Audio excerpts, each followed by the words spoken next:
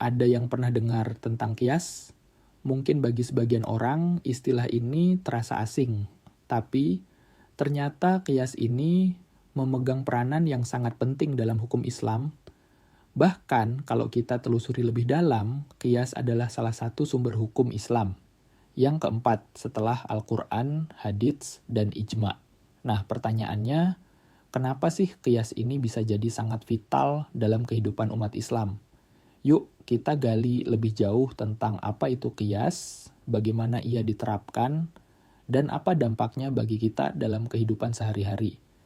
Kias secara harfiah bisa diartikan sebagai analogi atau perbandingan. Jadi, kalau dalam situasi tertentu kita nggak menemukan jawaban langsung dari Al-Quran atau hadits, kita bisa mencari solusi dengan cara membandingkan situasi tersebut dengan hal serupa yang sudah ada ketentuannya dalam teks-teks agama tersebut. Terdengar rumit? Jangan khawatir, kita akan bahas dengan cara yang gampang dimengerti kok.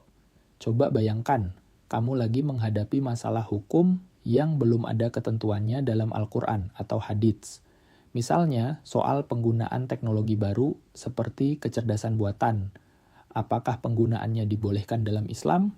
Nah, inilah yang menjadi tantangan.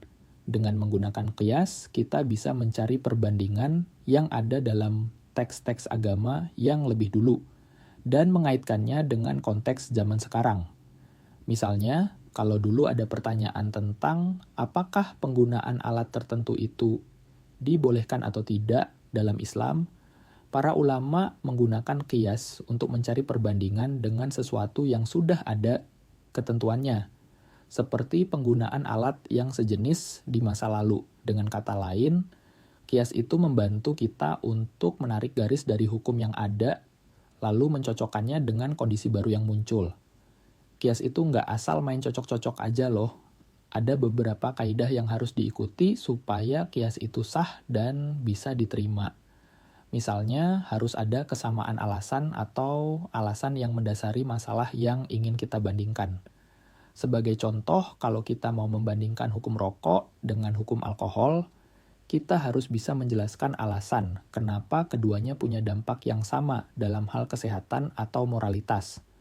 Kalau alasan dasarnya nggak nyambung, maka kias yang dilakukan bisa dianggap tidak sah. Selain itu, kias juga memerlukan pemahaman yang mendalam tentang teks-teks agama, terutama Al-Quran dan hadits. Para ulama yang melakukan kias harus paham benar konteks teks tersebut dan bagaimana kaitannya dengan masalah yang sedang dibahas. Inilah kenapa para ahli fiqih yang terlibat dalam penerapan kias umumnya sudah memiliki pemahaman yang mendalam tentang agama dan hukum Islam. Sekarang, mari kita lihat beberapa contoh penerapan kias dalam sejarah. Salah satunya adalah soal hukum jual beli. Pada masa Nabi Muhammad SAW, ada transaksi jual beli yang melibatkan penukaran barang secara langsung. Tapi, bagaimana dengan transaksi jual beli yang melibatkan uang atau barang digital seperti di zaman sekarang? Tentu, ini menjadi pertanyaan besar.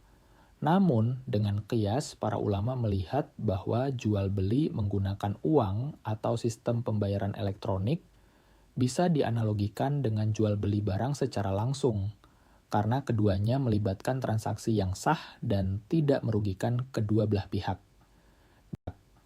Dari sini, hukum jual beli dengan uang atau sistem digital bisa diterima. Tapi, yang menarik adalah, meskipun kias bisa digunakan untuk menyelesaikan banyak masalah hukum, penerapannya nggak bisa sembarangan. Para ulama harus berhati-hati dan memastikan kalau kias yang dilakukan tetap sesuai dengan prinsip-prinsip dasar dalam Islam. Dan inilah yang seringkali jadi tantangan dalam menerapkan kias, memastikan kalau analognya memang tepat dan sesuai dengan tujuan hukum Islam itu sendiri, yaitu untuk membawa kebaikan dan keadilan bagi umat.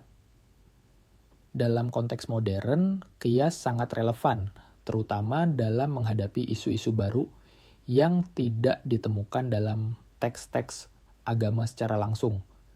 Misalnya, bagaimana hukum Islam melihat penggunaan vaksin atau teknologi medis terbaru Atau bagaimana dengan praktik-praktik keuangan modern seperti pinjaman online atau cryptocurrency? Semua ini bisa dihadapi dengan menggunakan kias sebagai alat untuk mencari solusi yang sesuai dengan prinsip-prinsip Islam. Selain itu, kias juga memberikan fleksibilitas dalam mengatasi masalah-masalah yang berkembang seiring dengan waktu. Sebagai contoh, dalam dunia perbankan, hukum Islam tidak membolehkan praktik riba atau bunga yang merugikan. Namun, dengan kias, para ulama bisa menemukan cara untuk menciptakan sistem keuangan yang adil, yang bisa diterima dalam kerangka hukum Islam tanpa melanggar prinsip-prinsip dasar, seperti larangan terhadap riba. Jadi, kias membantu menciptakan solusi yang relevan dengan zaman tanpa harus meninggalkan prinsip dasar ajaran Islam. Nah, pertanyaannya, seberapa penting kias dalam kehidupan kita sehari-hari? Ternyata cukup penting, terutama bagi mereka yang ingin lebih mendalam dan ingin mencari solusi dalam menghadapi masalah-masalah baru. Dengan kias, kita tidak terjebak dalam tafsiran yang terbatas oleh waktu, melainkan bisa terus beradaptasi dengan perkembangan zaman.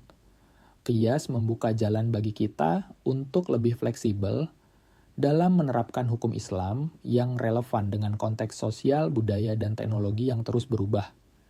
Dan yang paling menarik, kias ini bukan hanya untuk para ulama atau ahli fikih saja. Kita semua, sebagai umat Islam, bisa belajar untuk memahami dasar-dasar kias dan bagaimana ia bekerja. Dengan pemahaman yang tepat, kita bisa menjadi lebih bijak dalam menghadapi tantangan hidup dan memanfaatkan prinsip-prinsip Islam untuk membuat keputusan yang lebih baik. Jadi, meskipun kias mungkin bukan hal yang langsung kita temui setiap hari, prinsip-prinsipnya sangat berguna untuk menyelesaikan masalah-masalah kontemporer. Dengan kias, kita nggak hanya sekadar mengikuti aturan-aturan lama, tapi kita juga bisa beradaptasi dengan perkembangan zaman. Keren, kan? Oke, itu dia sedikit pembahasan tentang kias dan bagaimana ia berfungsi sebagai salah satu sumber hukum Islam yang penting. Semoga setelah menonton video ini, kamu jadi lebih paham tentang kias dan bagaimana penerapannya dalam kehidupan kita. Jangan lupa untuk like dan subscribe. Ya,